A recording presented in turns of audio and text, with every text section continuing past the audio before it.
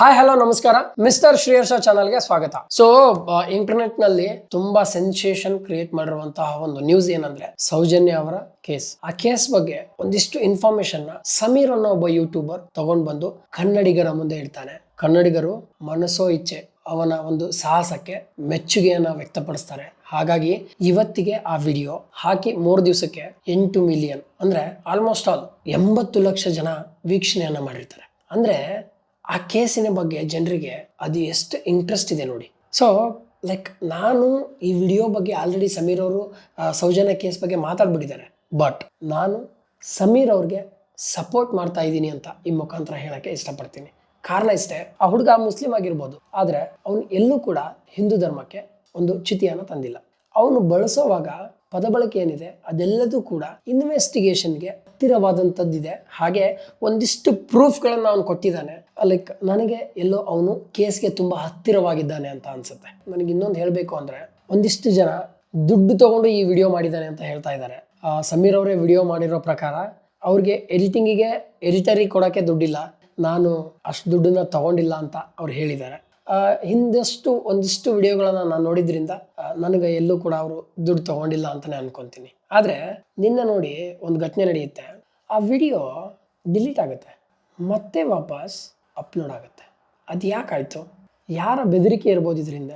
So Sameer ಅವ್ರಿಗೆ ಯಾರಾದರೂ ಬೆದರಿಕೆ ಹಾಕಿ ಆ ವಿಡಿಯೋನ ಡಿಲೀಟ್ ಮಾಡಿಸಿದ್ರ ಅಥವಾ ಏನು ಕತೆ?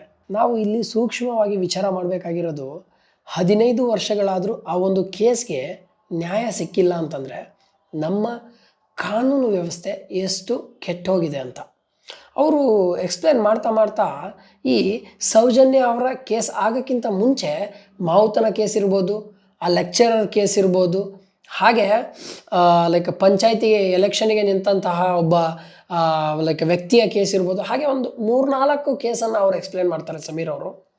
ಅವುಗಳಿಗೂ ಕೂಡ ಎಲ್ಲೂ ನ್ಯಾಯ ಸಿಕ್ಕಿಲ್ಲ. ಅದರ ಪರವಾಗಿ ನಿಂತವರು ಹೇಗೆ ಸತ್ರು ಅಂತಲೇ ಗೊತ್ತಿಲ್ವಂತೆ. ಸೊ ಆ ಥರದ ಒಂದಿಷ್ಟು ವಿಷಯಗಳನ್ನು ಕೇಳಿದಾಗ ನನಗೆ ತುಂಬಾ ಬೇಜಾರಾಯಿತು. ನಾನು ಸಮೀರ್ ಅವ್ರಿಗೆ ಈ ಮುಖಾಂತರ ಹೇಳೋದಿಷ್ಟೇ, ನಾವಿದ್ದೀವಿ ಬ್ರದರ್, ಒಂದೊಳ್ಳೆ ವಿಡಿಯೋ ಮಾಡಿದ್ದೀರಾ, ಎಷ್ಟೋ ಜನರಿಗೆ ಸ್ಫೂರ್ತಿಯಾಗಿದ್ದೀರಾ. ನಾನು ಯಾವತ್ತೂ ಕೂಡ ಹಿಂದೂ ಮುಸ್ಲಿಂ ಅಂತ ಭೇದ ಭಾವ ಮಾಡಿದವನಲ್ಲ, ನ್ಯಾಯದ ಪರವಾಗಿ ನಿಂತವನು.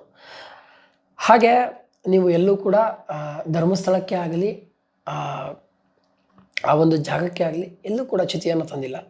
ನೀವು ಅಲ್ಲಿ ಅಂಟಿರುವ ಕಳಂಕವನ್ನು ತೆಗಿಯೋಕ್ಕೆ, ಕಳಂಕದಿಂದ ಆ ಜಾಗವನ್ನು ಹೊರಗಡೆ ತರೋಕ್ಕೆ ಪ್ರಯತ್ನಿಸಿದ್ದೀರಾ ಅಂತಲೇ ಕಾಣಿಸುತ್ತೆ ನನಗೆ ಆ ವಿಡಿಯೋದಲ್ಲಿ. ಹಾಗಾಗಿ ಸಮೀರ್ ಬ್ರೋ, ನೀವು ತುಂಬ ಅದ್ಭುತವಾದಂತಹ ವಿಡಿಯೋ. ನಾನಂತರೂ ತುಂಬ ಅಂದರೆ ತುಂಬ ಮೆಚ್ಚುಗೆ ವ್ಯಕ್ತಪಡಿಸಿದ್ದೀನಿ. ನಿನ್ನೆ ನಾನು ವಿಡಿಯೋ ಮಾಡಿ ಹಾಕ್ಬಿಟ್ಟಿದ್ದೆ ಇನ್ಸ್ಟಾಗ್ರಾಮಲ್ಲಿ. ನನಗನ್ಸುತ್ತೆ ಸಮೀರ್ ಬ್ರೋ ಇನ್ನೊಂದಿಷ್ಟು ವಿಡಿಯೋಗಳು, ಅದರಲ್ಲೂ ಈ ಥರದ ವಿಷಯಗಳ ಬಗ್ಗೆ, ಅಂದರೆ ಮುಚ್ಚೋಗಿರೋ ಕೇಸ್ಗಳನ್ನು, ನ್ಯಾಯ ಸಿಗದಿರೋ ಕೇಸ್ಗಳಿಗೆ ನೀವು ನ್ಯಾಯ ಕೊಡಿಸ್ಬೇಕು. ನೀವು ಲೈಕ್ ನಿಮಗೆ ಇನ್ಫಾರ್ಮೇಷನ್ ಎಲ್ಲಿಂದ ಸಿಕ್ತು ಅಂತ ನಂಗೆ ಗೊತ್ತಿಲ್ಲ. ಹಾಗೆ ಉಳಿದ ಕೇಸ್ಗಳ ಬಗ್ಗೆ ನೀವು ಇನ್ಫಾರ್ಮೇಷನ್ನ ತಗೋಬೇಕು, ಆ ಕೇಸ್ಗಳಿಗೂ ನ್ಯಾಯ ಕೊಡಿಸ್ಬೇಕು. ಬಟ್ ಈ ವಿಡಿಯೋ ಏನಿದೆಯಲ್ಲ, ಅಬ್ಸಲ್ಯೂಟ್ಲಿ ನೋ ಡೌಟ್ ಇದಕ್ಕೆ ನ್ಯಾಯ ಸಿಕ್ಕೇ ಸಿಗುತ್ತೆ. ಕಾರಣ ಜನರ ಪ್ರತಿಕ್ರಿಯೆ. ಹಾಗಾಗಿ ವೆರಿ ಆಲ್ ದ ಬೆಸ್ಟ್ ಮುಂದಿನ ವಿಡಿಯೋಗಳಿಗೆ. ಹಾಗೆ ನಾವು ನಿಮ್ಮ ಜೊತೆಗೆ ಯಾವತ್ತೂ ಇರ್ತೀವಿ. ಧರ್ಮಸ್ಥಳ ದೇವರು ಅಂತ ಬಂದಾಗ ದೇವ್ರು ಯಾವಾಗಲೂ ದೇವರಾಗೇ ಇರ್ತಾರೆ. ದೇವ್ರನ್ನ ಯಾರು ಟಚ್ ಮಾಡೋಕ್ಕಾಗಲ್ಲ. ಆದರೆ ದೇವರ ಹೆಸರಲ್ಲಿ ಒಂದಿಷ್ಟು ಲೈಕ್ ದೇವರ ಹೆಸರನ್ನು ಇಟ್ಕೊಂಡು ಒಂದಿಷ್ಟು ಕೆಲಸಗಳನ್ನು ಮಾಡ್ಕೊಂಡು ಬಂದಿರೋರು ಏನಿದ್ದಾರೆ, ಅವ್ರಿಗೆ ನಿಜವಾಗ್ಲೂ ದೇವರಿದ್ದಾನೆ ಅಂತ ಈ ಸರಿ ಪ್ರೂವ್ ಆಗುತ್ತೆ. ಹಾಗಾಗಿ ಈ ವಿಡಿಯೋ ಮಾಡಿದ್ದು. Sameer, we always with you. ನೀವು ಆರಾಮಾಗಿ ವಿಡಿಯೋಗಳನ್ನು ಮಾಡಿ, ನಿಮ್ಮ ಜೊತೆಗೆ ನಾವಿರ್ತೀವಿ, ನಾವು ಸಪೋರ್ಟ್ ಮಾಡೇ ಮಾಡ್ತೀವಿ. ನಮಸ್ಕಾರ.